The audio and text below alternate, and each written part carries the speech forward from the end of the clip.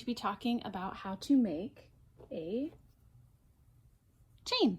So this is essentially the building block of crocheting. You have to be able to master a simple chain before you can add stitches, build on stitches, and actually make things. So in a previous video, we talked about how to make the slip knot. Okay, so you're gonna want to make one of those first, and then you're going to stick your crochet hook in. So how I like to hold my yarn in my crochet hook, and everyone does a little bit differently, I like to take 3 fingers, grab the yarn. This is where it's connected to the skein. So 3 fingers, I'm going to take my pointer finger, loop, and then with my middle finger and my thumb, I'm going to then grab the tail. Or as you start to do your crocheting, whether it's your chain, your actual work, then these fingers will end up grabbing that, okay? Depending on the tension that you need, you can loop your finger around again. That makes the yarn a little bit tighter.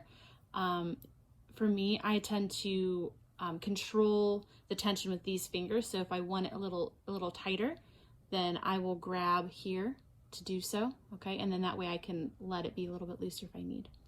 All right, so to make a chain, you're going to take your hook, you're going to wrap it around, okay?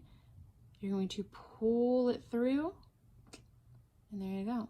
So again, wrap it around, pull it through. And notice that as my chain is getting bigger, I'm using my middle finger and my thumb just to hold my work steady, okay? And there you go.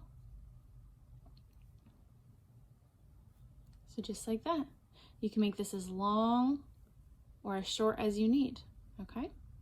Now, when you go to, do your single crochets and your other stitches, okay? I don't know if you guys can see, it kind of makes like a V shape, okay? So you have your stitch up here, you have your stitch down here, okay?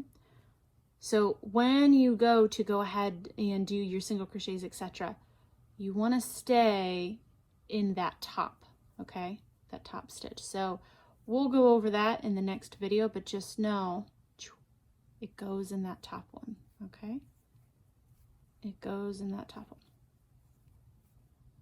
Okay? I'm gonna pull. If you ever make a mistake, you can always pull. All right, so as I pull, my stitches are they're decreasing, okay? And then I can always make more.